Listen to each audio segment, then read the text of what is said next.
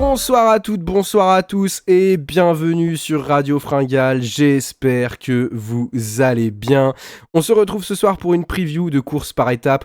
Oh, pas grand chose, hein, ça va. Si, quand même, si. Un petit tournant sur ce début de saison, ça y est, les grosses courses par étapes arrivent, on va pas se mentir. Et ce soir, on va parler de la course au soleil de Paris-Nice. On va parler de cette magnifique course de début de saison qui va peut-être être un premier point, marquer un petit peu permettre de prendre le pouls, marquer un petit peu ce début de saison, et puis voilà, les favoris qui vont s'affronter sur un très beau parcours. Pour en parler ce soir avec moi, c'est Titien. Salut Titien, comment vas-tu ?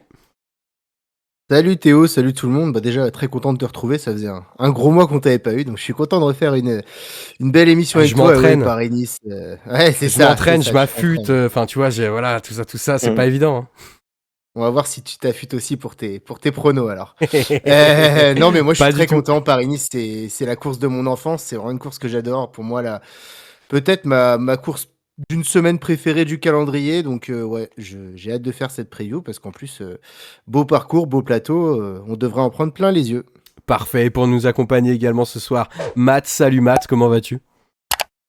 Salut Théo, salut Titien, ça va super. Très content de parler de Paris-Nice en tant que natif des Yvelines. C'est toujours une course que j'attends chaque année, qui signe vraiment le vrai début de saison, la vraie course au soleil, le retour des grands champions et le premier grand rendez-vous. Donc on a hâte que ça commence.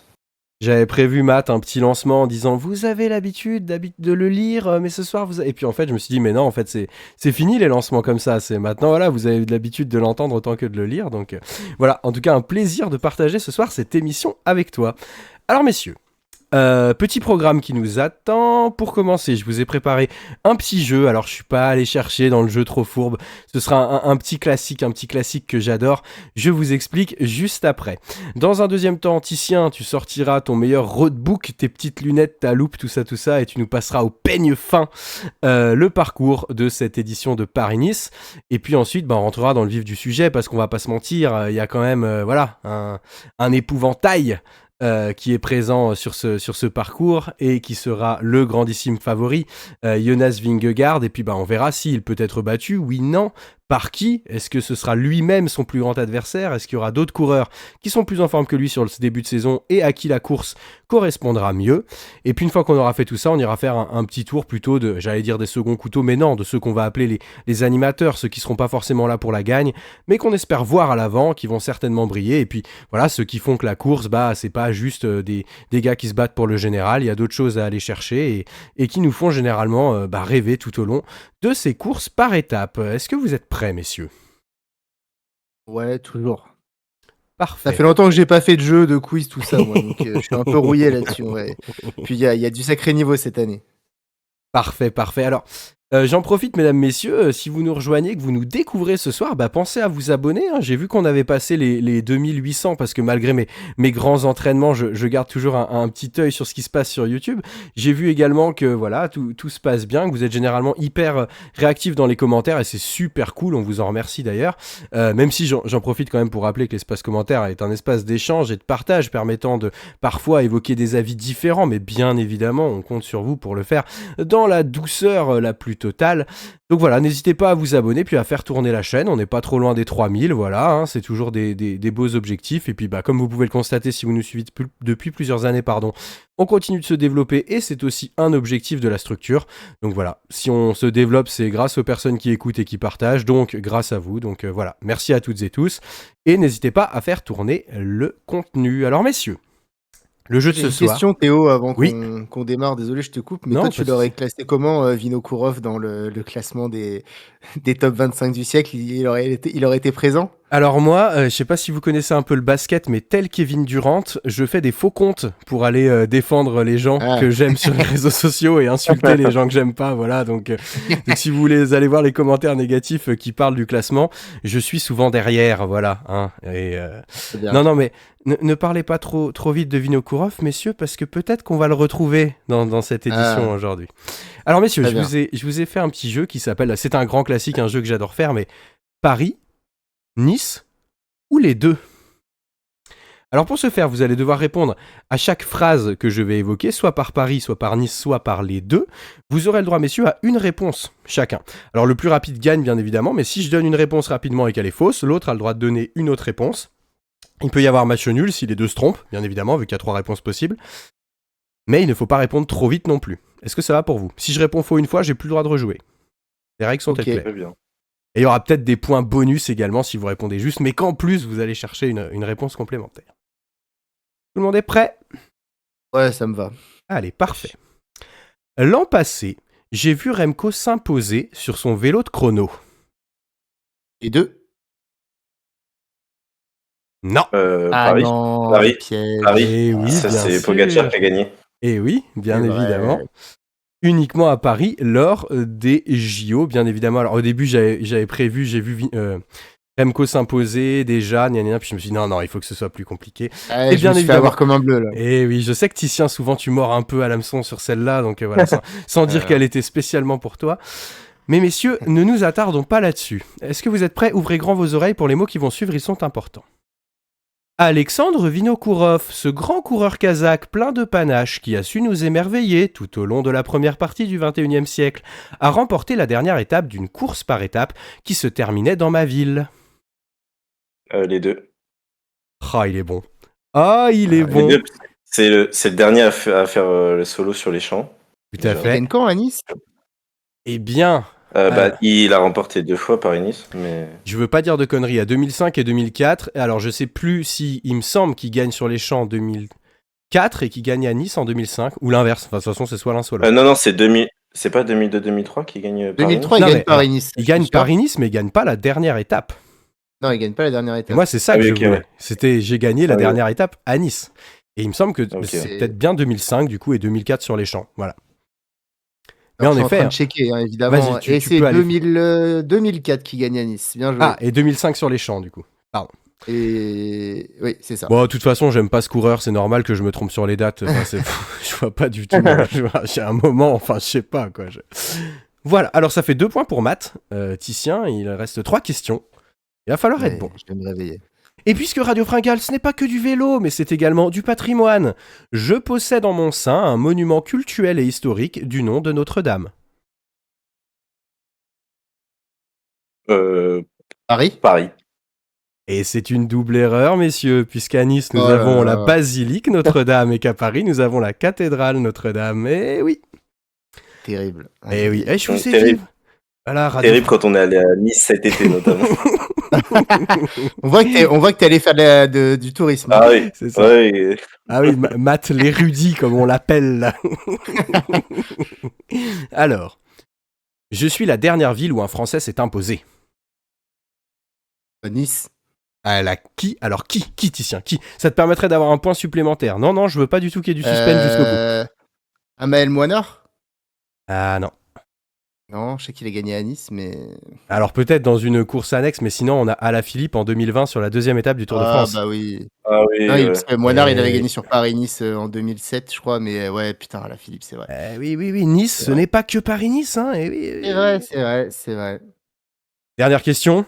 Alors c'était celle pour vous départager. Je vous voyais bien arriver là comme ça sur un petit 2-2 et tout jouer sur une question de rapidité, mais malgré tout, on l'a fait quand même. En 2024, j'ai été la ville d'arrivée du Tour de France. Nice. Et Pas oui. 10. Eh oui, pas de piège, Titien, c'est pas comme la première. Jouer le piège.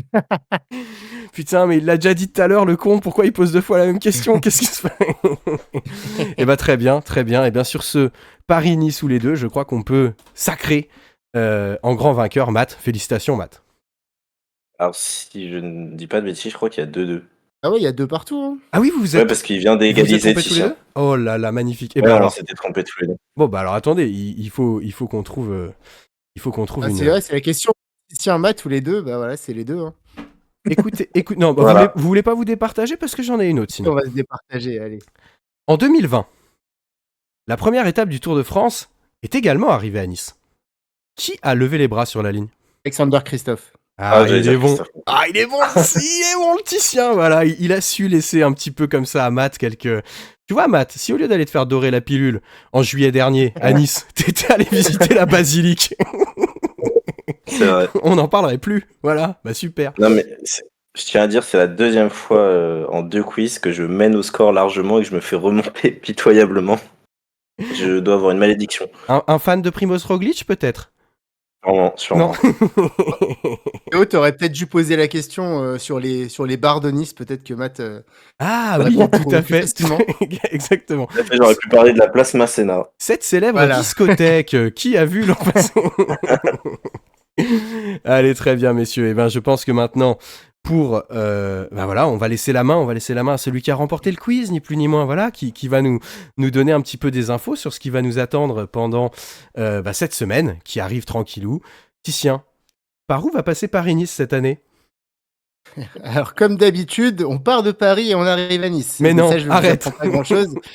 Et on part, comme très très souvent, des Yvelines, en fait. Voilà, on part de Le Perret en Yvelines. Alors, peut-être que Matt, si tu viens de la région, tu connais. Moi, ça me parle pas du tout. Ouais, c'est Mais en une tout toute petite ville, cas, la première eh ben, fois, très bien. première fois.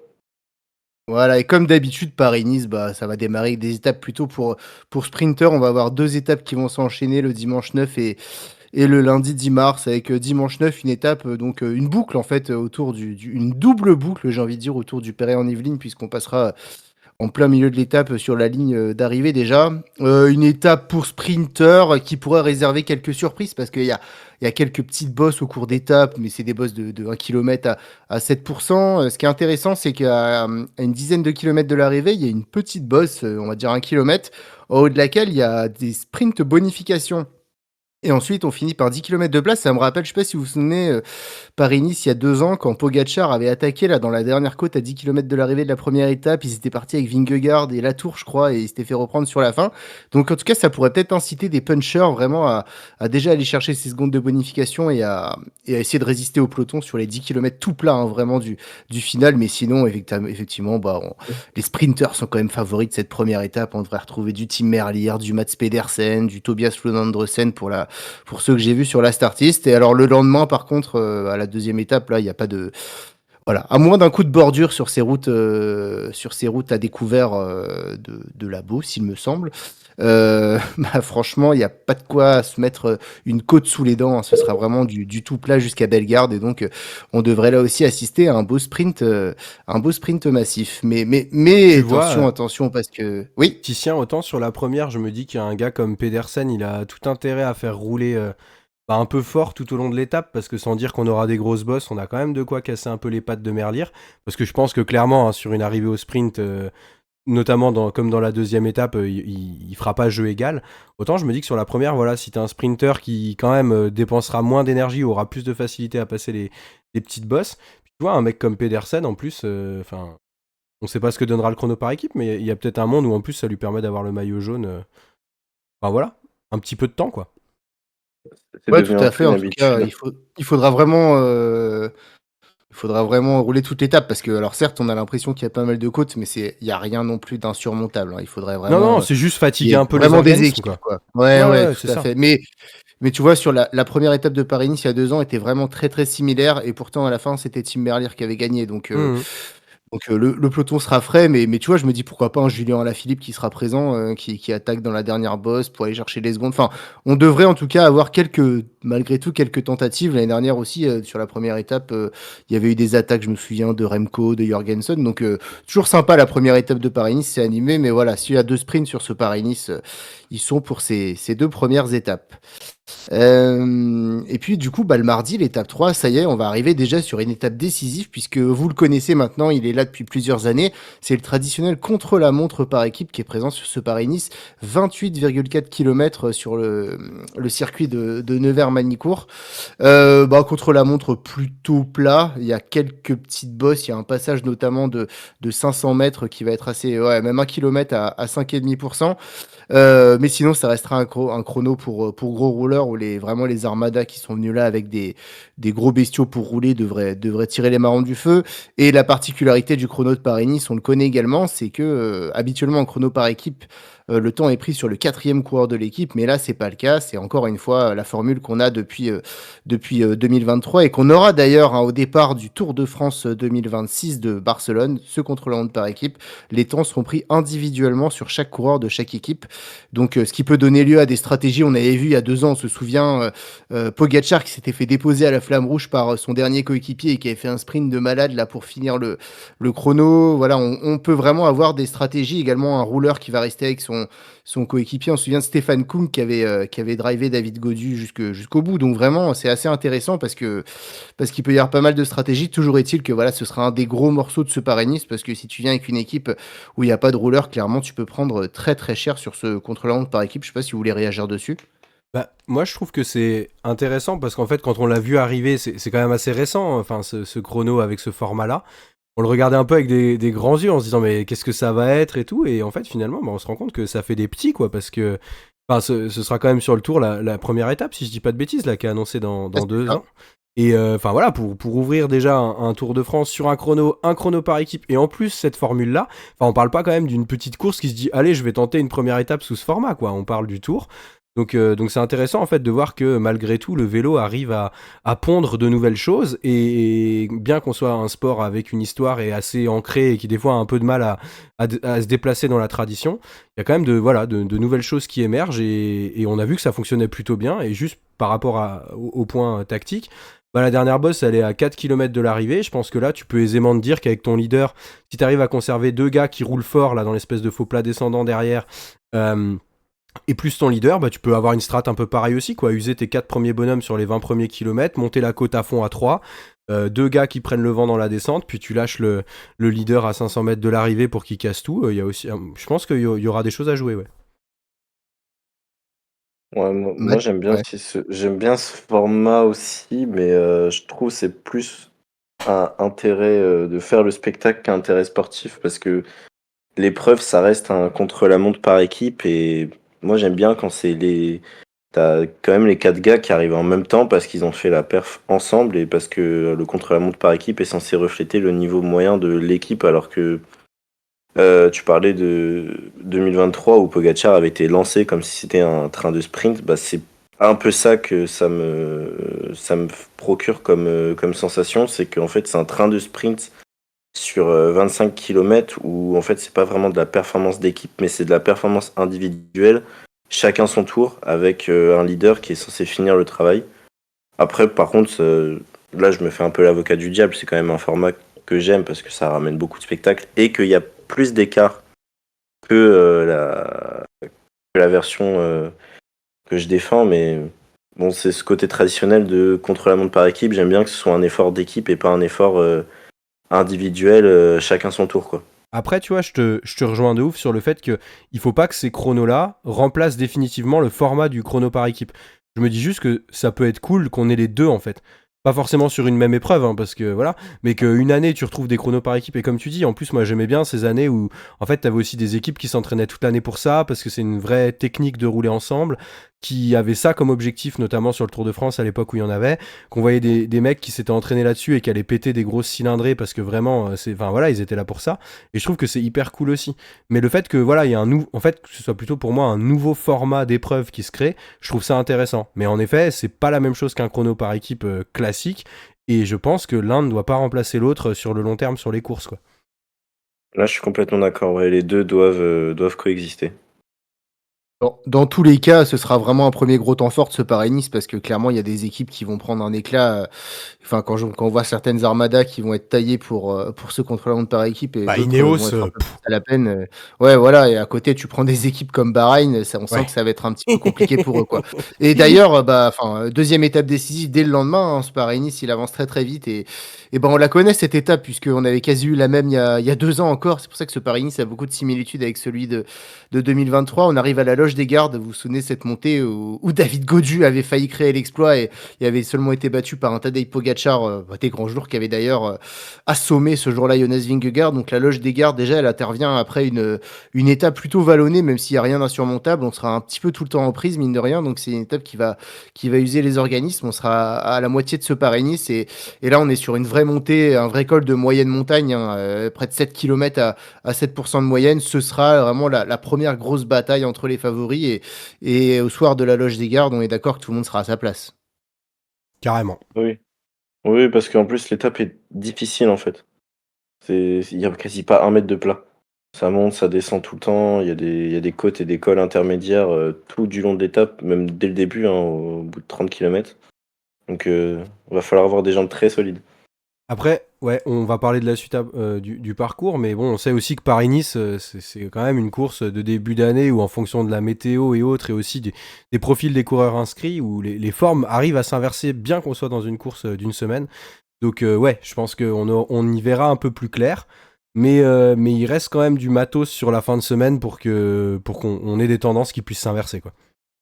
Ouais, c'est clair. Et moi, il y a une étape que j'adore, qui est celle du lendemain, là, entre Saint-Just-en-Chevalet et la côte Saint-André. Une étape très, très vallonnée qui me fait un peu penser, alors peut-être pas en aussi dur, mais quand même, aux petites étapes de mur qu'on a sur Tirreno habituellement. Bah là, on la retrouve sur Paris-Nice avec bon, une étape qui est plutôt simple, hein, dans sa première moitié. Et puis le dernier tiers de l'étape, on va enchaîner des petites côtes alors rien d'extraordinaire. On a des 1 km et demi, mais à chaque fois plus de 8%. Enfin, vraiment, ça va être une étape très, très dynamique. Et puis, il y a un mur final, enfin 1,7 km, mais à 11%, on est pas loin d'un mur de 8. Je sais pas ce qu'elle vous inspire cette étape, mais moi j'aime beaucoup en lendemain d'étape qui aura un peu éclairci le général. Je me dis qu'à la fois pour des baroudeurs et puis pour des punchers, ça peut être vraiment une super occasion, voire même pour les mecs du classement général. On voit des pointes à 18% dans la montée finale, ça devrait bien bastonner aussi.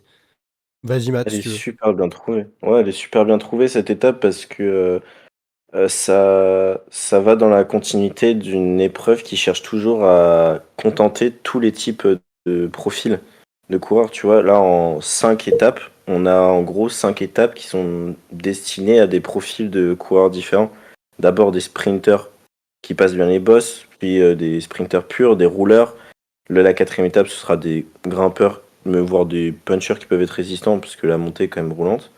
Et là, on est vraiment sur du punch pur, voire des baroudeurs, puisque l'étape est dessinée d'une manière où ça me choquerait pas qu'il y ait une échappée au long cours qui arrive à résister au peloton. Elle est super bien pensée. Elle fait, comme tu l'as très bien dit, penser à l'étape des murs traditionnelle de Tirreno, et c'est super intéressant parce qu'il va y avoir de la lutte à tous les étages en fait, entre les échappés, les punchers qui vont pas vouloir passer, qui vont pas vouloir laisser passer une occasion pareille, et bah forcément les leaders du classement général qui peuvent perdre très gros parce que le profil de la montée finale de l'arrivée est terrifiant. Ouais, moi, c'est ma seule inquiétude. Je vous rejoins sur tout ce que vous avez dit, donc je vais pas redire pareil. Je trouve juste... Enfin, moi, j'aurais presque inversé, en fait, et pas mis cette montée finale-là, parce que c'est ultra spectaculaire. Et en même temps, tu te dis, est-ce qu'il n'y a pas des gars qui vont pas, genre, conserver... En fait, est-ce que tout va pas se jouer dans cette dernière montée-là, et que même s'il y a eu un peu de bataille avant, ça va accoucher d'une souris, quoi. Est-ce que cette montée qui fait vraiment flipper, et comme tu l'as dit, Matt, qui est terrifiante et tout, elle va pas faire en sorte que les gars, même les meilleurs punchers, en fait, se disent, bon bah écoutez, on va s'expliquer là-dedans, puis finalement l'enchaînement de boss avant, on va juste soit rattraper l'échappée ou pas tout donner, etc., etc. Donc, j'aurais presque préféré en fait avoir, tu vois, la deuxième ou troisième montée là, ou quatrième, voilà, les 1,1 à 8% avec des passages à... Ouais, c'est ça, avec des passages à 11%, plutôt qu'avoir vraiment ces presque 2 km à 11% avec des passages à 18. Mais par contre, l'étape en elle-même, je pense qu'elle risque d'être fun, quoi. Ouais, c'est sûr. Et ben, en tout cas, on verra ça. Bon, le lendemain, je passe très vite, hein, la 6e étape. Bah, ce sera le dernier sprint de ce Paris-Nice. Là, on est étape toute plate. Il n'y a rien qui doit faire peur aux équipes de sprinters, voilà, qui ont rongé leurs freins sur les 3 étapes précédentes. Donc, ils ont une dernière occasion qui leur est offerte cette semaine. Et puis, on arrive au week-end final avec bah, les traditionnels week-end de Paris-Nice. C'est-à-dire que le samedi, on sera sur une vraie course de côte. On a une étape de 150 km entre Nice et Oron.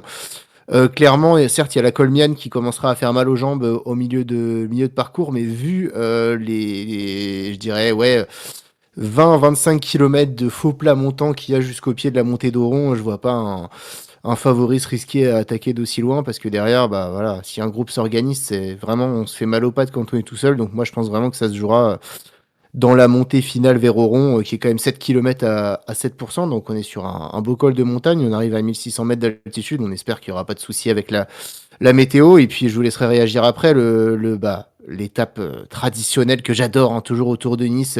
L'étape que moi je nomme l'étape Alberto Contador parce qu'il nous a tellement fait dans ces grandes années Contador des numéros sur cette dernière étape à attaquer de loin. Ça a toujours été hyper spectaculaire cette étape de Nice, hein. On enchaîne vraiment le col de Porte, la côte de Peille, le col d'Aise et puis le col des Quatre Chemins. C'est hyper dynamique, que de la montée, que de la descente.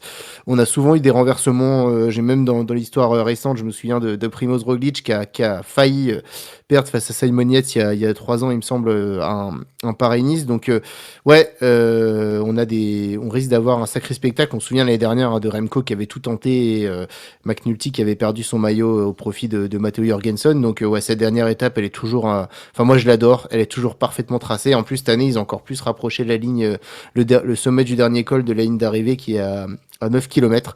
Donc voilà, finalement un final de Paris-Nice très spectaculaire mais également très traditionnel entre la grosse course de côte de l'avant-dernier jour et l'étape très dynamique pour tout tenter et tout renverser le dernier jour. Ouais, totalement. Moi aussi, je te rejoins de ouf. Tiens, je veux pas reprendre ce que tu as dit. C'est une étape qui est dynamique, qui est fun, qui permet de récupérer ce qu'on a perdu avant. Et je trouve, enfin, ce que je disais tout à l'heure, en fait, Paris-Nice, c'est une course qui est assez cool parce que c'est une course d'une semaine et vu qu'elle est en fait en début de saison, qu'en plus le temps peut être changeant, etc., etc., on arrive en fait à avoir des vrais états de forme qui s'inversent au cours de la semaine.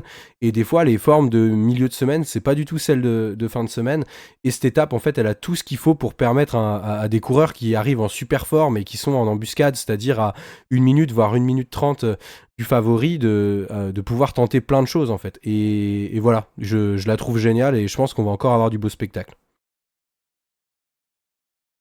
Ouais, c'est clair, puis c'est toujours bien pensé, ce format du week-end final où il y a une course de côte, puis une course dynamique avec des vraies montées, c'est bien pensé. Alors c'est pas forcément le profil, par exemple moi, qui m'intéresse le plus, mais je trouve que celle d'Oron est intelligente parce que, mine de rien, ce profil de très long faux pas montant, bah, il va, il va faire mal à beaucoup de coureurs et je pense qu'il peut faciliter déjà la perte de nombreux équipiers qui vont.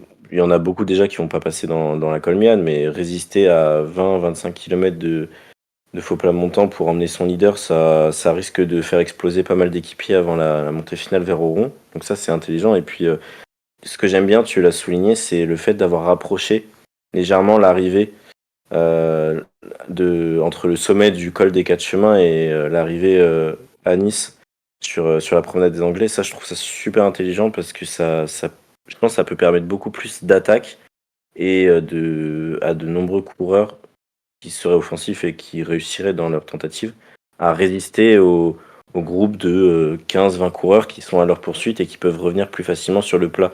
Ça, je trouve ça pas mal. Eh bien, très bien, messieurs. Je crois qu'on a fait le point sur le parcours. On va maintenant s'intéresser aux favoris. Et par favori, je pense qu'on peut commencer par le grandissime favori, c'est-à-dire eh bien Jonas Vingegaard. Alors, messieurs, question que j'ai envie de vous poser aujourd'hui, avant qu'on rentre dans les détails. Qu'est-ce qui peut arriver à Jonas Vingegaard sur ce Paris-Nice? Est-il réellement le grandissime favori? Ou est-ce qu'au contraire, comme lorsqu'il l'a couru il y a 2 ans, on va avoir un Jonas Vingegaard qui va peut-être montrer ses limites de début de saison. On sait que voilà, lui, il n'est pas forcément en pic de forme toute l'année. Et voilà, est-ce qu'on va avoir ce Jonas Vingegaard qui décide de tout écraser et qui va arriver super fort et qui va vouloir lever les doutes et remettre une fessée à UAE pour dire non, non, non, vous pourrez pas m'attraper cette année les gars? Ou au contraire, est-ce qu'on va avoir un Jonas Vingegaard qui va montrer qu'il est un peu friable et qu'il n'est pas forcément au niveau auquel on l'imagine à cette période-là de l'année? Mmh. Alors pour moi, c'est le grand favori évidemment de ce Paris-Nice parce que si Pogacar n'est pas là, c'est forcément Vingegaard le favori, hein. Enfin, vu le niveau qu'il a, ça me paraît évident. Il a quand même bien remis les pendules à l'heure après une première étape un peu vallonnée, décevante sur le Tour d'Algarve. Il a montré sur le chrono que le patron, c'était quand même lui et que les UAE, ils ont beau avoir une grosse densité, quand ils décident de mettre les bouchées doubles, bah voilà, il y a plus personne derrière. Donc oui, forcément, il a un statut qui fait que c'est le grand favori. En début de saison quand même, bon, l'année dernière sur Tirreno Adriatico, il était là, il a écrasé la course, il a pris les 2 étapes de montagne, le classement général et puis, fini l'histoire quoi donc non, non, de base, s'il est on sait qu'il a pas fait de stage de début de saison, en altitude pour autant, voilà, je pense que le parcours il lui va comme un gant, Jonas Vingegaard. Surtout, c'est pas le genre de coureur qui va perdre de temps et qui va plutôt en gagner, même sur le chrono par équipe, parce qu'on sait que la Visma, ça marche plutôt bien. Derrière, en 2023, bah, je pense qu'il a perdu beaucoup dans la tête aussi ce jour-là à la Loge des Gardes face à Tadej Pogacar. On sent qu'il avait bien explosé et là, il aura pas son adversaire slovène face à lui. Il aura quand même une très grosse équipe avec un lieutenant, j'en reparlerai après, qui sera peut-être même le plus fort avec lui de la course. Donc, pour moi, c'est évidemment le grandissime favori et je pense qu'il a une vraie revanche à prendre, qu'il a vraiment envie de gagner cette course, qui manque encore à son palmarès. Donc, bon, si je devais miser sur un coureur, évidemment que moi je mise Jonas Vingegaard. Ouais, grandissime favori pour moi aussi, dans le sens où bon, son Tour d'Algarve était un peu en trompe-l'œil parce qu'on aurait pu croire qu'il était pas très en forme, mais je trouve que les ascensions correspondaient pas du tout à son profil et ils sont pas trop mal sortis. Et puis la performance qu'il a alignée sur le chrono pour remporter le général, ça nous a rappelé qui est qui dans le peloton. Et je rejoins Titien, quand il n'y a pas Pogacar, Vingegaard est trois jambes au-dessus des autres, en tout cas au départ d'une course, pour moi. Et je sais, je trouve que le parcours lui convient très bien. On parlait de 2023. Le parcours du chrono par équipe correspond déjà à ses qualités. La preuve, il l'avait remporté à Dampierre, si je me souviens bien. Et pour moi, ouais, Vingegaard, s'il est même pas forcément à 100%, même à 80%, je pense qu'il peut aligner une sacrée performance et il a tout intérêt à le faire, en tout cas, pour se mettre en confiance. Ah bah ouais, ouais, moi je vous rejoins sur le fait que clairement il a tout intérêt à aller gagner. Après, ouais, je pense aussi qu'il va remporter Paris-Nice. Enfin, c'est toujours difficile de miser contre Jonas Vingegaard, comme vous l'avez bien dit, quand il se met au départ d'une course. Après, je pense que dans Paris-Nice, il y a quand même 2-3 trucs qui peuvent potentiellement l'embêter. Je parlais de la météo tout à l'heure, mais la météo, c'est quand même vraiment important sur Paris-Nice. Et je pense que voilà, s'il y a vraiment un temps pourri dans les 2 derniers jours, je suis pas sûr que ce soit ce qui lui aille le mieux. Après, en effet, avec ce qu'il y a avant, normalement, il devrait avoir à la fois tant grâce à son équipe que grâce à la première partie du parcours, assez de temps pour pouvoir gérer un peu, à l'instar de ce qu'avait fait Roglic, comme tu disais tout à l'heure, Titien, même s'il avait été un peu sauvé par Wout van Aert, il avait réussi à gérer l'avance qu'il avait acquise auparavant dans le parcours. Donc je pense aussi que Jonas Vingegaard a toutes ses chances, voire même certainement celui qui a le plus de chances d'aller remporter Paris-Nice. Mais malgré tout, messieurs, il y aura des personnes assez basques. Et Matt, je veux bien que tu nous dises, selon toi, qui fera figure d'adversaire numéro 1 pour Jonas Vingegaard dans ce Paris-Nice? Et bah, l'adversaire numéro un, pour moi, il fait partie d'une équipe française et il fait un début de saison honnête, c'est Félix Gall. Euh, j'ai un argument déjà pour, pour moi qui va bien l'aider en fait dans sa. Pour moi, l'objectif de Félix Gall, déjà, c'est embêter Vingegaard et à minima d'aller chercher un podium. En tout cas, c'est ce que j'attends de lui.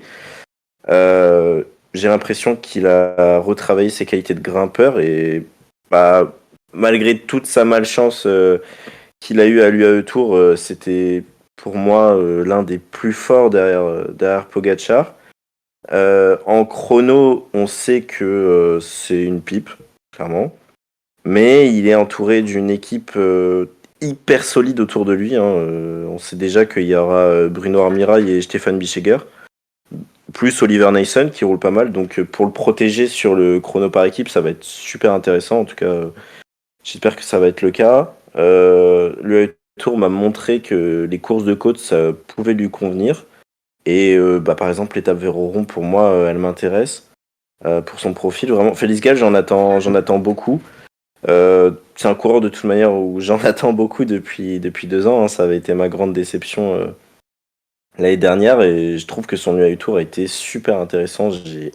Pour moi, il a toutes les qualités de grimpeurs pour embêter Vingegaard. Là où juste ça me fait peur, c'est sur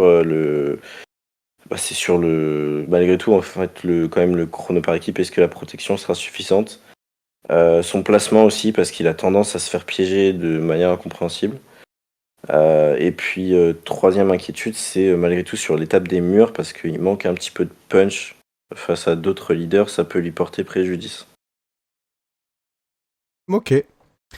Bah, Hmm. moi, Félix Gall, je trouve qu'il a un peu le syndrome Ben O'Connor. Genre, je sais pas, il a fait une année de ouf il y a 2 ans où il avait été révélé en 2023 et on s'est dit, waouh, mais c'est qui ce gars, quoi? Finalement, l'année où Ben O'Connor, lui qui avait fait une année de ouf en 2022, avait baissé le pavillon et finalement, l'an passé, ça a été l'inverse.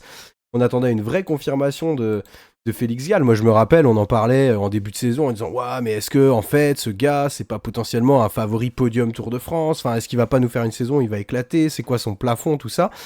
Et l'an dernier, bah, fantomatique, quoi. Très, très, très compliqué la saison de Félix Gall. Et du coup, cette année, bah, moi aussi, j'en attends beaucoup de ce coureur. Mais je trouve quand même que là, tu nous sors une très grosse cote, Matt. Alors, Ah au ouais, vu de Ouais, ce qu'il a j'accrois. fait au vu de J'avoue ce que qu'il je a suis fait dans en le train, 2023. Gal, c'est fou. Ouais, là, t'as tout le premier wagon, là, mec, à ce niveau-là, c'est exceptionnel.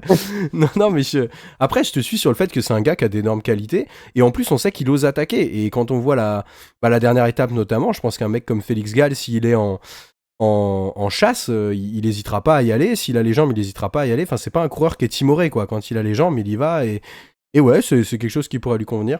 Moi, je le placerais plutôt en deuxième rideau, c'est-à-dire ceux qu'on n'attend pas forcément, mais qui pourraient. Mais après, je comprends les arguments et je pense qu'en effet, si c'est Félix Gall 2023 plus 2 ans de progression positive, oui, ça peut être un adversaire intéressant, ouais, carrément.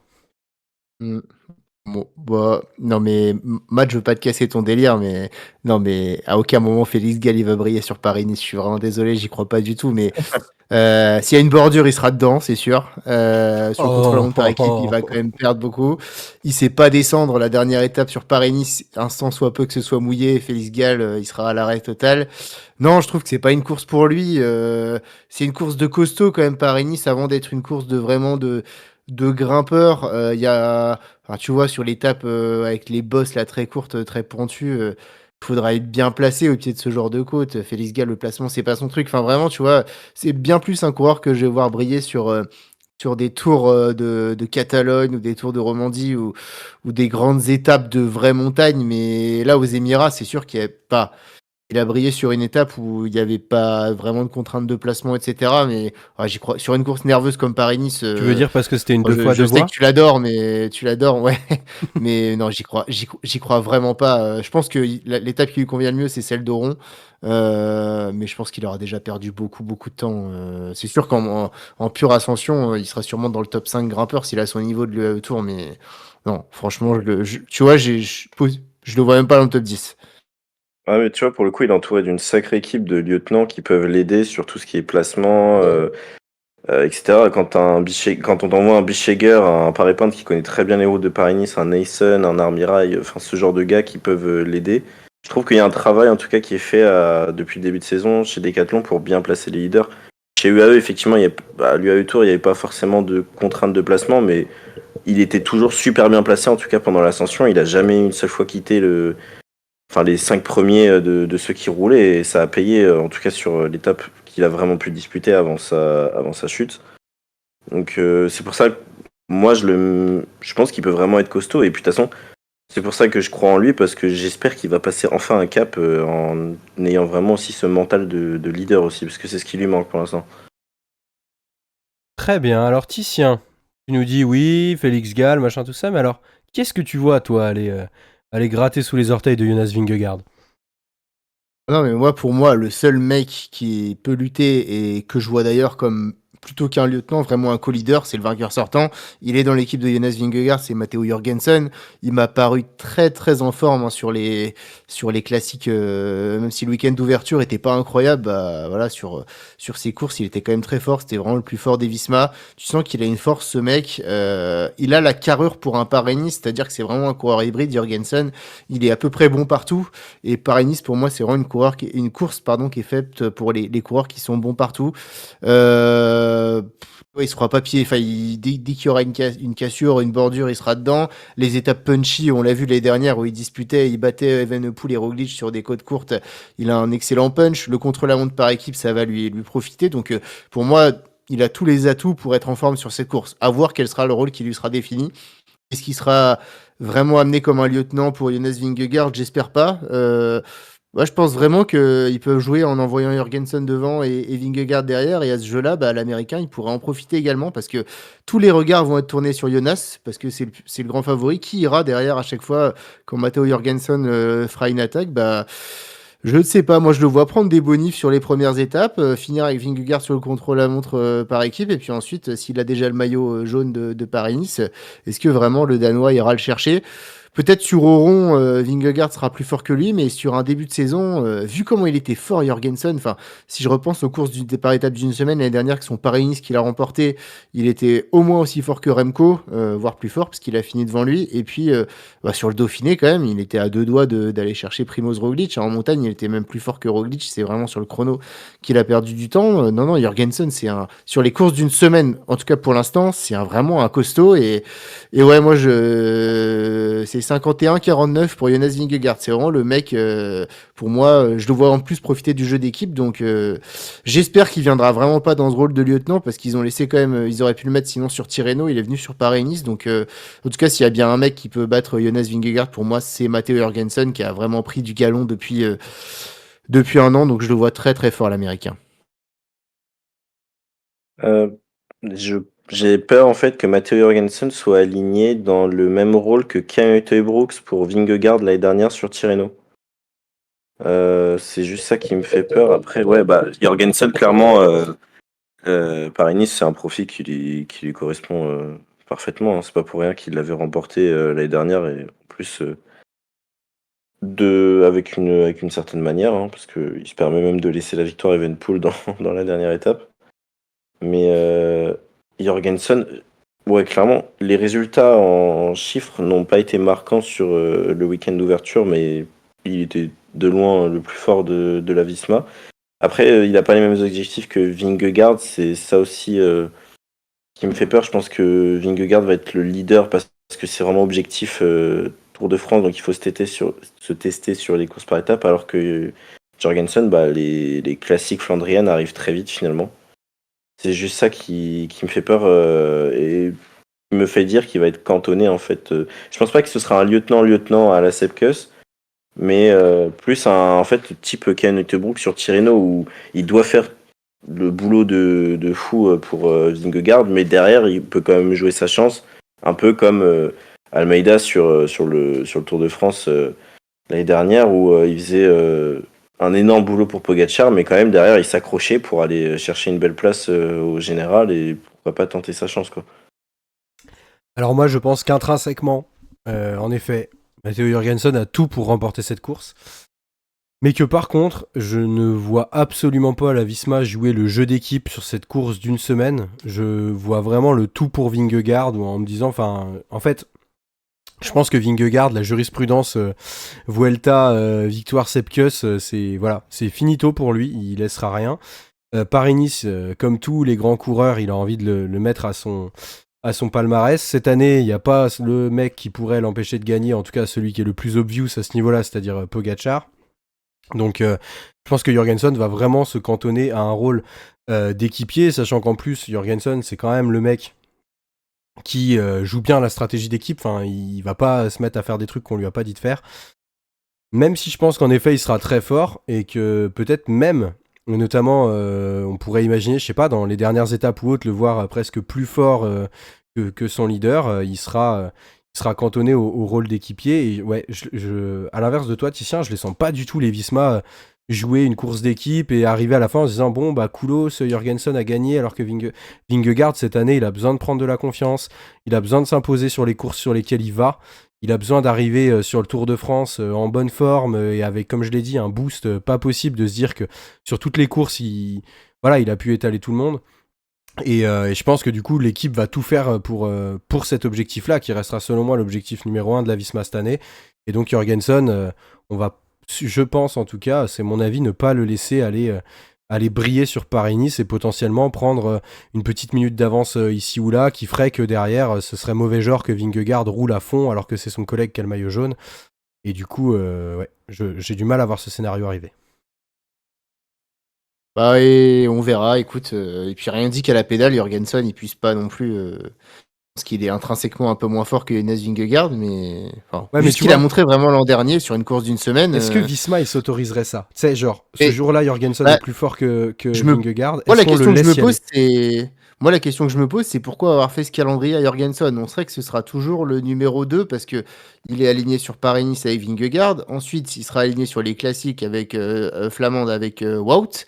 Ensuite, il sera de nouveau sur le Dauphiné avec Vingegaard, sur le Tour de France avec Vingegaard. Donc, quand tu as un talent brut comme Matteo Jorgensen, qui est pas vraiment un pur équipier finalement, qui a quand même gagné Paris-Nice, qui a fait gagner le Dauphiné, ce serait limitant, je trouve, de le cantonner vraiment à ce rôle de lieutenant. Moi, mon ressenti, c'est qu'on l'a vraiment mis sur le calendrier de Jonas cette année parce que ils veulent arriver sur le Tour de France avec une arme comme ce qu'ils ont fait en 2022 avec Roglic qui a fait douter Pogacar. Ils étaient deux à le harceler. Et je le vois un peu comme ça, parce que sinon, je vois pas pourquoi ils auraient pas mis Jorgensen sur Tirreno ou sur un Tour de Suisse, par exemple. Là, il est vraiment aligné sur le programme de Jonas Vingegaard. Pour autant, Vingegaard, il a quand même un Sepp Kuss qui sera un excellent lieutenant en montagne. Donc, enfin, c'est les questions que je me pose sur le rôle qu'aura Matteo Jorgensen dans cette équipe, parce que je le vois pas non plus se dire toute l'année, bah, Jorgensen, vu ce que tu as fait, bah non, tu seras juste un équipier et tu n'auras jamais ta carte finalement. Donc, réponse dans une semaine, dans tous les cas, mais moi, je me pose des petites questions.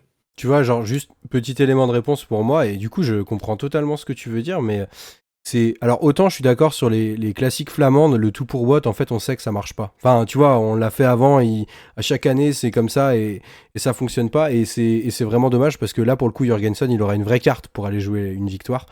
Je pense que s'il le colle dans les pattes de Vingegaard cette année, c'est parce que sur le tour de l'an passé, on n'a pas spécialement, je trouve, senti de connexion entre les deux, ou en tout cas, on n'a pas eu ce côté où genre il devait être le super équipier, il l'a pas été. Et à mon avis, en fait, cette année, ils sont ensemble pour préparer. Mais vraiment, hein, moi je le vois comme ça, ils le sacrifient pas. Et je pense qu'ils se disent, faut qu'on ait l'équipe la plus forte. Et pas forcément jouer la stratégie à deux lieutenants parce qu'ils se sont rendus compte que Vingegaard, intrinsèquement, il était capable de battre Pogacar à la pédale en étant en face à face. Et je les vois vraiment se dire, en fait, l'an dernier, UAE, ils avaient 3-4 mecs qui étaient méga forts, qui étaient tout le temps là, qui étaient toujours capables de traîner Pogacar, enfin de le traîner, non, mais je veux dire de l'emmener sur telle ou telle étape, et qu'en fait, je pense qu'ils veulent vraiment que cette année, Jorgensen, ce soit du même calibre, quoi. Genre calibre, il peut être là jusqu'aux 3-4 derniers kilomètres, et que pour ça, il faut bosser avant, qu'ils aient travaillé ensemble en tant qu'équipier et leader, et moi, je les vois plutôt dans cette optique-là. Mais du coup, ça va être intéressant de voir cette année, en effet, vers quelle stratégie ils vont se retourner, ouais, carrément. Ouais, j'ai le même avis que toi, Théo. Je pense que c'est surtout pour ça, c'est créer des automatismes. Parce que, ouais, sur le Tour de France, l'année dernière, il n'y avait pas, bah, il y avait pas d'automatisme. Parce qu'en plus, la compo de départ de la Visma avait été modifiée une semaine avant avec les deux abandons de coup sur coup de Kruijswijk et Van Barle. Yes. Donc, Ouais, Kuss qui était pas là aussi. ouais, Ouais. ouais, en plus. Donc ouais, là, il faut créer des automatismes. Ça. Après, j'ai une petite réserve sur la saison des classiques. Je pense que Wout, s'il est pas rassurant, ça m'étonnerait absolument pas que. Alors, contre-avis, pas contre-avis, ça m'étonnerait, visage de l'équipe ou pas, ça m'étonnerait pas que Jorgensen, s'il est Mais plus j'aimerais fort, tellement. ça joue sa carte. Moi, je pense que justement, c'est le principe même et c'est le cœur même, enfin, c'est l'esprit, je trouve, de ces classiques d'un jour du printemps, c'est que même si souvent il y a des leaders désignés, en fait finalement c'est le second mec le plus fort qui performe dans l'équipe. Ça arrive souvent, ça arrive même tous les ans, donc moi ça me surprendrait pas si ça arrive en tout cas. Très bien, messieurs. Eh bien, écoutez, moi, j'ai choisi un mec qui a un profil aussi un petit peu hybride. Je te suis, Titien, dans ma conception d'un vainqueur potentiel de Paris-Nice. Et un mec à qui, en plus, cette course réussit plutôt bien, puisque l'an passé, on l'a vu s'imposer lors d'une étape, c'est notre ami Skelmose. Mathias Skelmose, voilà, on l'a vu courir 2 fois cette année, on l'a vu faire 6ème de la Faune Ardèche classique. Alors, on sait ce qui s'est passé sur l'arrivée de de cette course, bien qu'il était voilà, il est arrivé un peu derrière. Et puis après, on l'a vu également brillant hein, sur la Foam Drome Classic, où il a eu cette espèce de mano à mano avec Juan Ayuso, et voilà, il finit 20 secondes derrière. J'ai l'impression qu'il s'est bien reposé. Voilà, il a attaqué un peu tardivement, mais il sait où il a attaqué. Il a fait 2 premières courses en France. Il va se mettre au départ de Paris-Nice. Quand je vois le parcours, je me dis que c'est vraiment le mec qui a tout ce qu'il faut. Je pense, alors on n'a pas encore, vous me couperez messieurs hein, si je dis une connerie et que vous avez plus d'éléments, mais on n'a pas encore vraiment totalement l'ensemble de la compo. Pour le moment, moi, je vois Julien Bernard, Skelmose et Pedersen qui sont annoncés. Donc je sais pas trop ce que ça va valoir vraiment sur le chrono par équipe, mais bon, Skelmose, on sait que c'est pas un peintre. Pedersen, ça roule bien aussi. Julien Bernard, ça fait le travail. Je pense qu'il perdra pas forcément de temps sur cette partie-là, à voir qui seront les coéquipiers qui vont compléter. L'étape des murs, bah, je pense que Skelmose, au-delà de lui faire peur, il l'attend. Voilà. La première étape de montagne, bah, clairement, elle va totalement, je pense, correspondre à ses qualités. Il pourra largement être dedans. Il n'y a pas finalement de grosses ascensions très très longues. Alors à la limite, peut-être que l'étape 7, avec ce long faux plat, pourrait l'user, voilà, parce qu'il y a aussi des longs faux plats qui s'enchaînent avant la Colmiane, et peut-être que là, voilà, il aura un peu plus de mal, mais même pas tant que ça, finalement, je pense. Enfin voilà, moi je le vois vraiment très complet, capable de venir s'imposer à nouveau sur une course d'une semaine, hein, après sa victoire en 2023 sur le Tour de Suisse. Je pense qu'il a tout ce qu'il faut pour emmerder Jonas Vingegaard, également une belle pointe de vitesse qui pourrait faire que s'ils arrivent ensemble sur le haut des ascensions ou pas trop loin, il pourrait être capable de lui mener la vie dure. Donc voilà, Skelmose, cette année, j'y crois et je le vois bien aller mettre Paris-Nice à son palmarès. Clairement, Skelmose, il a un profil Paris-Nice type, enfin même course par étape d'une semaine type, il est bon en chrono, c'est un très bon puncher, c'est un très bon grimpeur, hein, il l'a prouvé sur la Volta, et puis il est très résistant en effort solitaire et même sur le plat. Hein. Enfin, il a perdu son duel face à Ayuso sur la Drôme, mais la performance qu'il fait pour finir deuxième, dans tous les cas, elle est juste dingue. Hein. Quand c'est ton deuxième jour de course et que tu sors un week-end comme ça, c'est assez fort. Et clairement, Skelmose, je pense que ce parcours de Paris-Nice, il l'attendait, il l'attend, il a hâte de rouler dessus. Et ça peut être la première course pour lui pour vraiment passer un cap et puis se montrer pas comme un gars où on dit lui il peut viser une 6-7e place, mais lui il peut viser un podium, voire une victoire finale. Bon, déjà les courses par étapes d'une semaine, comme tu l'as dit, il en a déjà remporté une en Suisse, mais ça peut déjà être un premier message. Aussi pour son équipe Lidl Trek qui attend désespérément d'avoir un vrai leader de grand tour. Ça peut être un moment aussi pour lui de se dire ok les gars, avec le nouveau projet très ambitieux de la Lidl Trek, comptez sur moi, j'ai le potentiel pour battre les meilleurs, donc les Vingegaard et consorts, et pourquoi pas gagner un grand tour. Ça peut, là je vois à long terme, mais ça peut déjà être le cas en tout cas. Ouais, je suis d'accord. Moi, Skelmose, c'est le profil type pour briller sur Paris-Nice. Je crois qu'il fait podium l'année dernière ou quatrième. Enfin, en tout cas, il a gagné une étape et non, il fait quatrième, je crois. En fait, le problème, et j'ai peur que ce soit la même chose, l'année dernière, il a perdu beaucoup de temps dans le chrono par équipe. Parce que, bah, et certes, il aura le bon vieux Mats Pedersen qui roule toujours dans son équipe, mais en fait, j'ai l'impression que tous les rouleurs, les Vacek, les Jonathan Milan, les Danule, ils vont partir sur Tirreno. Parce que Lidl Trek a gagné un chrono par équipe, je crois, Tour de Valence, il me semble, mais ils avaient vraiment l'équipe de rouleurs type. Là, j'ai un peu peur pour lui que face aux Armada, UAE et Visma, le débours soit assez important. Donc, tu vois, si tu me demandes, là, Skelmose, c'est un mec que je vais voir, au mieux 3e, 4e, 5e, je le vois dans cette zone-là, mais bah, on voit, hein, il a été très fort sur le week-end de Romardèche et j'ai l'impression qu'il lui manque encore un peu quelque chose. Voilà, Ayuso, il était quand même beaucoup plus fort que lui il y a 2 jours et bah, je pense que Vingegaard est encore plus fort qu'Ayuso, donc pour gagner, ça me semble vraiment très difficile. le podium, ce serait déjà vraiment une belle, enfin, vu le plateau qu'il y a en face, ce serait vraiment un bel accomplissement pour Skelmos, qui a vraiment tout pour lui, hein, sur les 3-4 même l'étape punchy, c'est un très très bon puncher avec une super pointe de vitesse, donc il sera là, c'est sûr, ce sera un des 4-5 plus forts de la course. Après, est-ce qu'il aura ce step pour au moins faire podium? C'est tout ce que je lui souhaite, mais ce sera, c'est sûr, un coureur qu'on va voir bien encadré par Pedersen pour jouer les premiers rôles. Alors messieurs, pour clôturer ce point favori, il y a une petite équipe de laquelle on n'a pas parlé, pardon, mais je crois que vous avez fait une belle émission qui en parlait il n'y a pas longtemps. UAE, hein, je pense qu'on ne peut pas passer ailleurs qu'UAE, et notamment Almeida. Alors UAE, Almeida, McNulty, Sivakov, qui est-ce que ce sera un de ceux-là? Est-ce que c'est pas finalement les plus gros adversaires de Jonas Vingegaard sur ce Paris-Nice? Collectivement, oui. Après, individuellement, bah, j'ai l'impression que Almeida, on en parlait l'autre jour, mais j'ai l'impression qu'il, je sais pas, il arrive pas à gagner, ce gars. McNulty, j'ai l'impression qu'il lui manque toujours un truc. Il lui manque toujours quelque chose. Il arrive pas. Il a du mal à concrétiser, c'est un peu pareil. Et ça va être un peu bizarre ce que je vais dire, mais pour moi, la meilleure carte du AE, ça va être Sivakov. Parce que bah, déjà, il fait un excellent début de saison.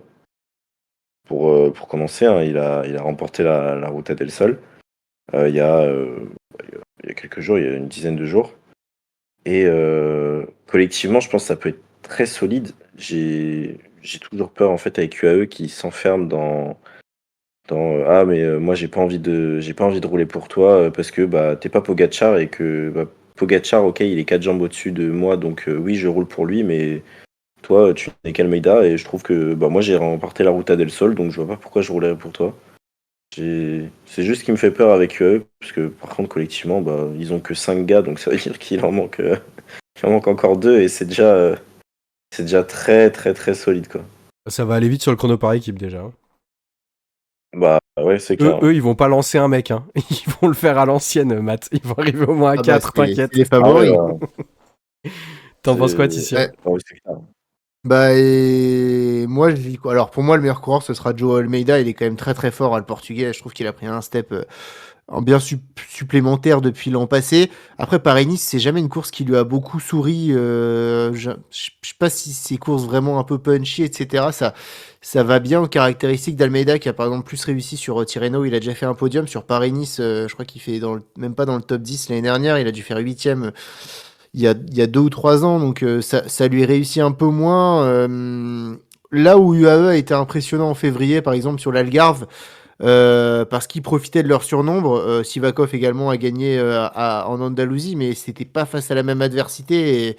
Et là, j'ai l'impression que la Visma va venir avec une grosse équipe. Je vois pas vraiment d'étape, si ce n'est la dernière, sur laquelle ils pourraient profiter de leur densité pour envoyer des coureurs à l'avant, etc. Sur la dernière, ils pourront le faire, mais ils seront peut-être déjà assez distancés au classement général, puisque finalement, sur la Loge des Gardes ou sur Oron, ce sera des courses de côte. Donc, j'ai un peu peur que le collectif UAE suffise pas face à Vingegaard. Et moi, Joe Almeida, bah ouais, derrière les deux Visma, c'est mon favori pour être avec eux sur le podium, parce que mine de rien, il a montré en Algarve, notamment sur l'ascension sèche, là, qu'il était capable de distancer même Jonas Vingegaard, qui certes avait fait plus d'efforts, mais quand même, il a fait une grosse performance ce jour-là, Almeida. Donc je trouve qu'il a quand même passé un step physiquement.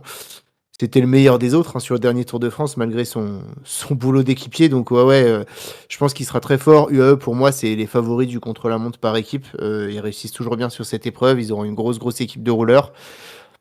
Je pense que ça suffira pas face à Jonas Vingegaard, mais Joe Almeida, moi je mets une grosse pièce pour qu'il soit sur le podium de ce Paris-Nice. Donc McNulty, effectivement, McNulty et Sivakov, physiquement, c'est pas suffisant pour battre des coureurs voilà, comme les deux Visma, ou même comme Skelmos, mais c'est des coureurs qui devront être utilisés pour jouer la stratégie d'équipe si Almeida veut espérer l'emporter. Mais ouais, j'ai du mal à voir la formation UAE triompher. Et puis d'ailleurs, je pense que Vingegaard fera tout pour pas se faire battre par un des équipiers de Pogacar. Ce serait Tu quand même un m'étonnes. signal assez terrible, Ouais. envoyé en début de saison. Donc malgré leur densité, leur début de saison, on voit bien, hein, finalement, quand Jonas a décidé de tout donner sur l'Algarve, il n'y a rien à faire. Donc je pense que ça va être un peu bis repetita ici. Mais ouais, Almeida sur le podium, deuxième ou troisième place, j'y crois très très fort. Eh bien, très bien, messieurs. On va donc passer à notre dernière partie d'émission, une partie où on va, voilà, citer quelques coureurs comme ça qu'on a envie ou qu'on souhaite, ou alors qui vont simplement, puisque notre boule de cristal nous l'a dit, briller sur cette course au soleil. Eh bien, je vous propose de commencer. Moi, je vais commencer avec Clément Champoussin. Clément Champoussin, un coureur que j'aime beaucoup. Ça a été un peu dur pour moi ces dernières années parce que voilà, je l'avais vu arriver chez AG2R et beaucoup de hype pour ce coureur, et puis ça a été un peu plus compliqué je trouve avec son passage chez Arkea. Là, en le voyant partir chez Astana, je me suis dit oula, est-ce qu'on serait pas sur un début de pré-retraite à 26 ans? Enfin voilà, ça me semble un peu bizarre comme choix.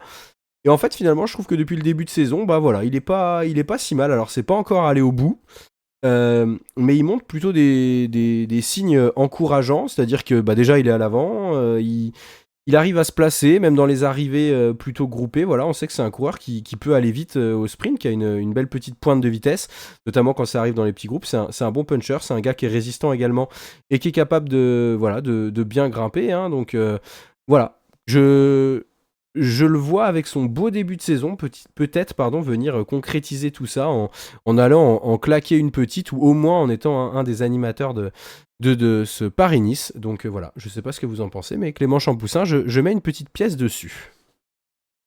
Pour concrétiser, non, pour moi. Par contre, aller chercher des points UCI à l'appel, ça oui, ça c'est sûr. Et puis, bah, il fait un bon début de saison. Il a quand même pas mal couru déjà, hein. Il a 12 jours de course. Donc si on lui rajoute Paris-Nice, ça lui en fera 20 déjà. Donc c'est quand même un joli début de saison. Mais ouais, j'ai peur que malgré tout, ils soient enfermés dans la stratégie Astana où on cherche pas forcément non plus à gagner à tout prix. Tout pour Mais Vinokourov, c'est après, ça? c'est.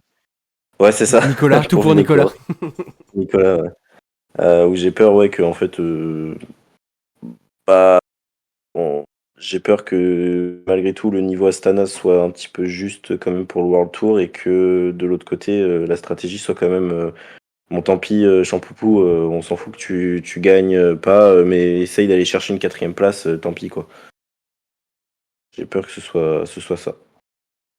Bah, moi, Clément Champoussin, ce sera un acteur des 4-5 premiers jours et il va totalement exploser en vol, je pense, sur vraiment les étapes dures de fin de course. Effectivement, il a retrouvé un bon niveau, mais j'ai toujours l'impression quand même qu'il est assez irrégulier comme coureur. Moi, je le vois très fort, effectivement, sur les étapes plutôt punchy. Je suis pas sûr que par contre sur la durée de la course, et pour moi on va voir les limites un peu de la stratégie Astana, et que je pense que sur les grosses courses ça va être un petit peu difficile pour eux, mais ouais, Clément Champoussin, peut-être sur la première étape je vois bien l'attaque, sur l'étape avec les petits murs là, ça lui convient bien, donc voilà, j'aimerais bien le voir briller.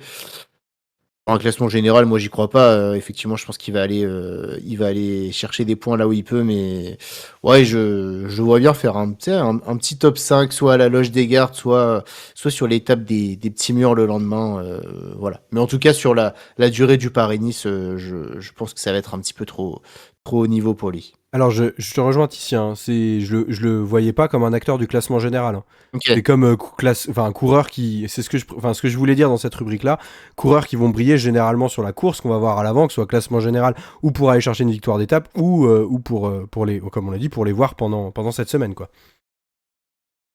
Ok, bah oui, oui. Enfin, il sera acteur. Voilà. Sur les étapes plutôt vallonnées. Les deux étapes qui sont un peu plus montagneuses sur la fin, je pense que ce Mhm. sera compliqué. Alors à vous messieurs. Et ben vas-y, je vais me lancer. Moi, il y a un coureur que je vois justement jouer le classement général et c'est ma hot takes pour le top 5 de ce. Là, je prends un Ouh. petit risque pour le top 5 de ce Paris-Nice, mais c'est Ivan Romeo de l'équipe Movistar qui est champion du monde espoir du contre-la-montre. Il est très très jeune, hein, il a 21 ans, il me semble. Donc voilà, il est arrivé cette saison chez Movistar et il fait un début de saison quand même tonitruant, puisqu'il a déjà gagné sur sa première course autour de la communauté de Valence. On le savait, très très bon rouleur, et on a découvert également des talents de grimpeur. C'est un coureur pourtant qui fait 1m93, 75 kg, hein, donc c'est pas un poids léger. Et il a été impressionnant sur cette course où je l'ai découvert, et puis surtout sur le Tour, hein. Alors certes, le plateau face à Tadej Pogacar n'était pas relevé, mais il fait quand même quatrième de l'UAE Tour, dont notamment quatrième de la dernière étape au Jebel Afed, juste derrière Chicone Bilbao. Donc c'est un coureur il me fait un petit peu penser à Jorgensen. Il est très très bon rouleur. Sur le plat également, à un moment en UAE, il a bouché des trous sur des cassures. Enfin vraiment, il a une puissance assez incroyable et il arrive parfaitement à limiter les dégâts dans les côtes. Donc je pense que Movistar, c'est une équipe qui se débrouille toujours plutôt pas mal dans les chronos par équipe. Alors ils vont pas gagner le chrono par équipe, mais pareil avec un Castrillo qui est un très bon rouleur, voilà, ils peuvent limiter. Et moi, Ivan Romeo, bah voilà, c'est typiquement le genre de coureur qui est fait pour Paris-Nice, pas un pur grimpeur, mais un coureur un peu polyvalent. Et justement, moi, je le vois plutôt bien limiter, être fort dans les ascensions, sur le plat, savoir limiter de l'énergie, prendre les bonnes cassures s'il y a des bordures. Et alors, top 5, c'est très très ambitieux. Là, je prends un gros risque, mais après avoir fait quatrième de l'UAE Tour, sur un Paris-Nice, voilà, qui récompense des coureurs assez hybrides, moi, je le vois très très très bien briller. Et on sait que les jeunes coureurs en début de saison, voilà, ils n'ont pas encore cette fatigue qui les fait enfin, qui les fait un petit peu galérer plutôt quand on rentre vraiment dans la deuxième partie d'année. Et donc, voilà, moi, c'est mon pari. Et Ivan Romeo, jeune coureur de Movistar, va réussir à faire. Alors, top 5, ce serait incroyable. En tout cas, top 10, franchement, je pense que je prends pas trop de risques. Je sais pas ce que vous en pensez. Bah, déjà, Roméo, pardon, gros excuse-moi. début de saison. Non, c'est moi, excuse-moi. J'ai juste peur que ce soit pas lui le leader en fait de la Movistar parce que malgré son très bon UAE Tour, il y en a un autre en fait qui était là aussi qui m'a tout autant impressionné, c'était Pablo Castrillo, qui finit derrière lui parce que il se fait piéger hein, sur une étape, si je dis pas de bêtises. Et donc il perd vraiment gros, il perd près d'une minute 30. Et c'est ça en fait qui le fait chuter au général. Et Castrillo a été tout autant impressionnant en montagne, hein. En fait, Castrillo, clairement, il confirme ce qu'on avait vu sur son incroyable Vuelta avec la Cairn l'année dernière. Et ouais, j'ai juste peur que ce soit pas lui le leader, même parce qu'en fait, Castrillo est aussi un excellent rouleur. Et puis en fait, je me demande aussi au milieu de tout ça, c'est quoi le rôle d'Ainer Rubio? Bah, Parce il va perdre que 5 minutes sur le chrono, lui. ouais, c'est ça. Ça, mais malgré tout, Ainer Rubio, c'est quand même le meilleur grimpeur des trois, hein. Il l'a prouvé sur l'UAE Tour, il fait les meilleurs temps d'une des deux ascensions. Je me demande si c'est pas le Jebel Afet. Parce qu'il a un double incident technique et il remonte tout le monde comme un fou. Mais ouais, Ivan Romeo, clairement, il est à suivre. Et puis, moi j'adore ce coureur, j'avoue, parce que c'est un des petits protégés de Samuel Sanchez qui l'a découvert quand il avait 15-16 ans. Donc, j'avoue que c'est un coureur que j'apprécie. Mais ouais, c'est juste ça, moi, où j'ai peur, tiens, c'est que ce soit pas le leader numéro un de la Movistar et que ça profite plus à Castrillo, quoi. Ouais, bah moi les gars, je vous rejoins là-dessus. Pour compléter ce que tu disais, Titien, bon, les Espagnols, gros gabarit qui grimpent bien, ça leur fait pas peur, hein, donc voilà, je pense qu'en effet, il va être à suivre et je trouve ça cool parce que ça reste dans cette nouvelle génération, voilà, là, qu'on voit émerger de plus en plus dans le cyclisme espagnol, hein, et c'est cool, je trouve que ce soit chez Movistar aussi. Donc voilà, hâte de les suivre, que ce soit l'un ou l'autre, sur, euh, sur ce Paris-Nice. Matt. Et bah moi, je vais parler de l'homme qui ne voulait pas être équipier de Remco Evenepoel, Ilan van Wilder.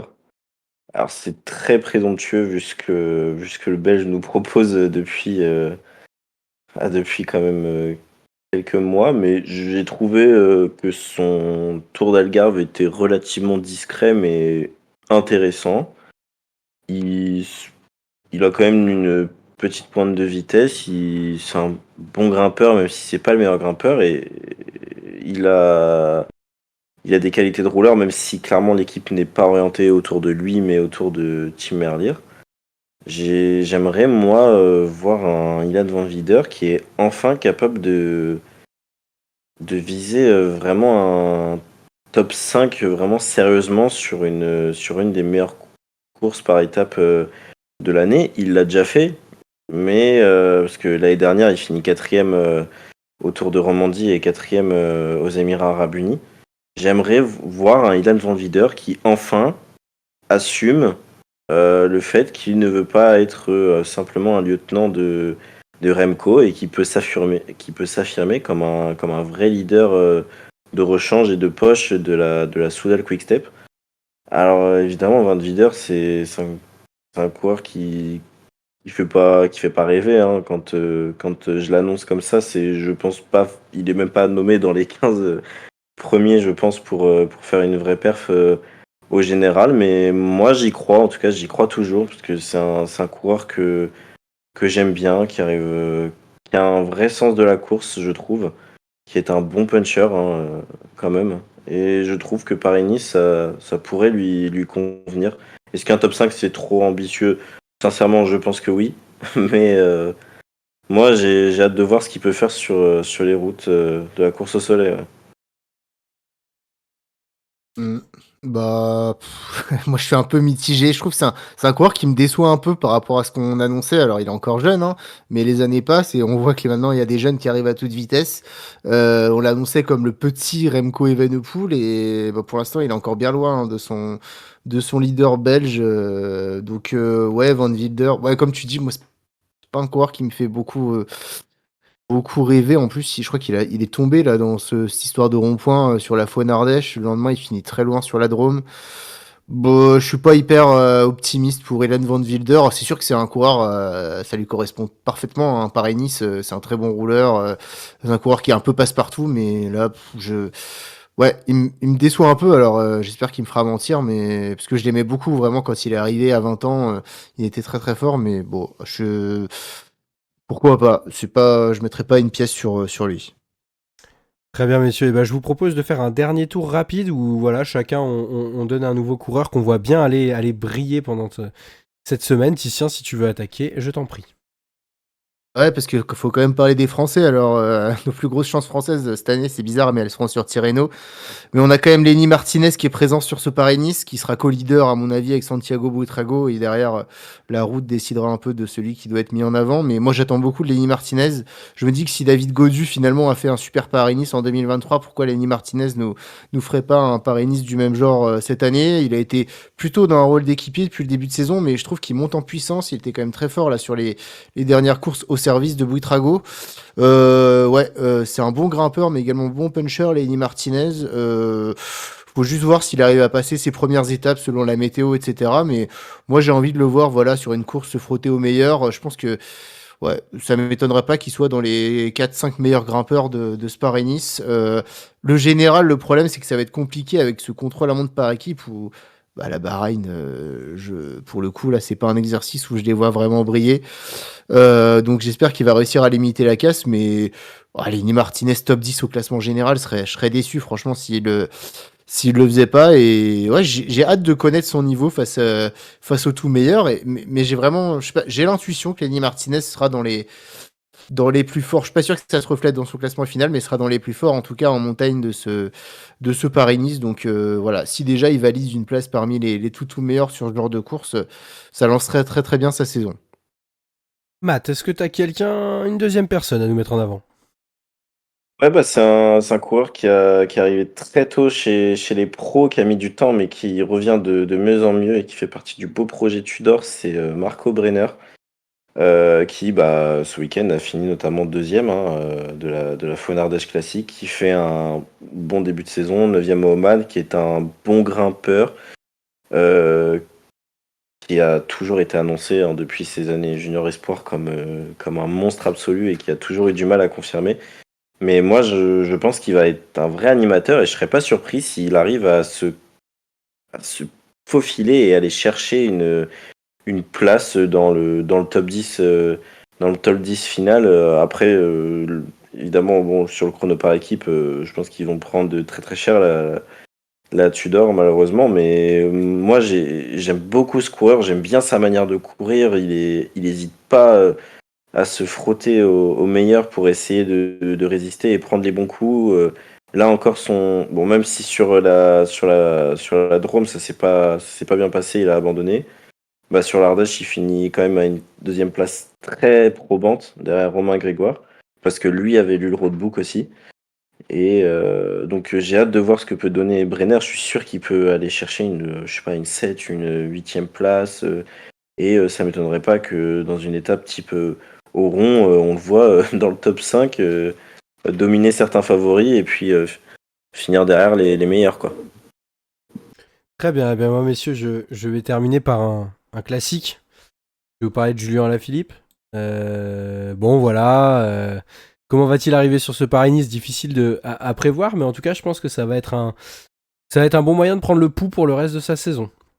Il va arriver voilà, dans cette équipe Tudor, tu viens d'en parler Matt, où je pense que l'idée ça va être un petit peu d'y aller tout feu tout flamme et d'essayer de tenter sa chance sur chaque étape. Et voilà, je pense que sur ce parcours de Paris-Nice, une course qu'il connaît bien, en plus Julien, et sur lequel il a déjà brillé, bah voilà, ça va être l'occasion de se rendre compte de si oui ou non il est en pré-retraite, si oui ou non on peut en attendre quelque chose. Et moi je pense qu'en tout cas sur cette édition, il y a tout ce qu'il faut en termes de parcours pour que s'il a les jambes et qu'il a envie, enfin ouais, si ses jambes sont présentes, il puisse aller chercher quelque chose. Donc voilà, côté français aussi, je pense que ça peut être une bonne chance. Après voilà, en tout cas ça nous permettra d'en savoir un petit peu plus sur ce qu'on doit attendre après ce changement d'équipe de Julien Alaphilippe pour les mois, voire les années qui lui restent sous contrat. Voilà messieurs, est-ce que vous avez encore envie d'ajouter quelque chose? Oh non, Moi, et moi je j'ajouterais pronostique. Ouais, vas-y. moi, j'ajouterais juste 2 petits Français Vas-y, je à t'en prie. suivre. Thibaut Gruel, que moi j'adore à la Groupama FDJ. J'ai hâte de voir, ça va être quoi son rôle parce que c'est un excellent puncher. J'ai hâte de voir ça et puis, l'autre Français que j'ai hâte de voir, il me semble que Titien, tu en avais parlé, lorsqu'on parlait du Giro, l'année dernière, c'était Ewen Kostiou. J'ai hâte de voir ce qu'il peut faire, avec l'Arkea. Début de saison plutôt timide, mais à voir ce qu'il peut donner. Est-ce qu'il peut aller en claquer une en échappée ou aller chercher peut-être un premier vrai top 10 en World Tour sur une course par étape? Ça peut être super intéressant à suivre. Donc voilà, on a quand même un petit contingent de Français qui est intéressant à suivre, hein, notamment avec aussi Axel Zingler. Yes. Et bah moi je voulais juste finir en pronostiquant le vainqueur de la première étape et je vais prendre un petit risque, je vais dire Tobias Lund Andresen. Voilà. Pas mal. Tu veux qu'on s'y essaye aussi ou enfin t'essayes Bah ouais, allez-y. de nous tirer dans une pente glissante là ou c'est comment? Pas du tout, mais voilà, étape plutôt vallonnée, enfin pour sprinter vallonné. Il progresse depuis 2 ans, donc ouais, moi c'est mon petit pari pour la première étape. Ok, très bien. Matt, tu veux y aller? Ah, moi ce sera Tim Merlier. Je suis Tim Ah mais Merlier Nation. ça tu prends pas de risque, hein. Aucun risque, mais au moins j'aurai mon bon prono. Non, Tim Merlier est trop fort. Tim Merlier est trop fort. C'est indécent son niveau encore là, ce début de saison. Rappelons que un sprinter aussi performant à 32 ans, c'est pas tous les jours que ça se fait. Donc, en plus, il y a une sacrée équipe autour de lui pour l'instant de prévu et c'est pas fini. C'est très bien. Eh bien, écoutez, moi je vous annonce que c'est bien Michael Matthews qui va remporter cette première étape. Ah, Voilà. Eh ouais. bon ça, Bah mec, on verra. tu veux qu'on tente des trucs, hein. Qu'est-ce que tu veux que je te Bah là dise, ouais, tu moi? tentes un truc, ouais. Bah ouais, je tente un truc, ouais. N'empêche que si ça passe, je peux vous dire que vous allez en entendre parler un moment. Et si ça passe pas, bah qu'est-ce que tu veux que je te dise, hein, on a tous déjà fait des pronos pourris, hein. Je vous rappelle qu'il y a 2 ans ou 3 ans, je sais plus, on disait qu'on n'avait même pas parlé de Vingegaard dans les favoris du Tour de France qu'il a remporté, donc on n'est plus à ça près, quoi. Enfin, je dirais, ça nous a pas fait fermer la chaîne, hein, tout ça. Donc voilà. Ça va, les gens sont habitués. Et bah très bien, messieurs. En tout cas, je vous remercie pour cette émission, c'était fort sympathique. Ouais, c'était très chouette. Merci à toi d'avoir animé vrai. ça. Et Merci à vous deux. bah voilà, il y a plein de choses qui arrivent là, on est d'accord, hein, ça y est, les classiques, les courses par étapes, etc., etc. On est rentré dans le vif de la saison, là ça va plus s'arrêter, c'est un gros tout droit jusqu'à septembre prochain. Donc mesdames, messieurs, si vous nous avez écouté ce soir, eh ben merci déjà de nous avoir suivis. N'hésitez pas, comme on l'a dit en début d'émission, à vous abonner, à mettre un like également, vous savez que ça permet de mieux référencer les vidéos, et puis à commenter, voilà, dites-nous ce que vous pensez, si vous pensez vous aussi que Axel Zingler va remporter la première étape, tout ça, enfin bref, voilà, on n'est pas à l'abri de nos surprises, et puis en attendant, bah, prenez soin de vous, on se dit à tout bientôt, il n'y a que du bon qui arrive, pensez à vous alimenter dans ces temps froids, car comme vous le savez, la fringale guette. Bonne soirée à toutes et à tous, merci de nous avoir suivis, ciao ciao. Ciao les copains. Ciao tout le monde.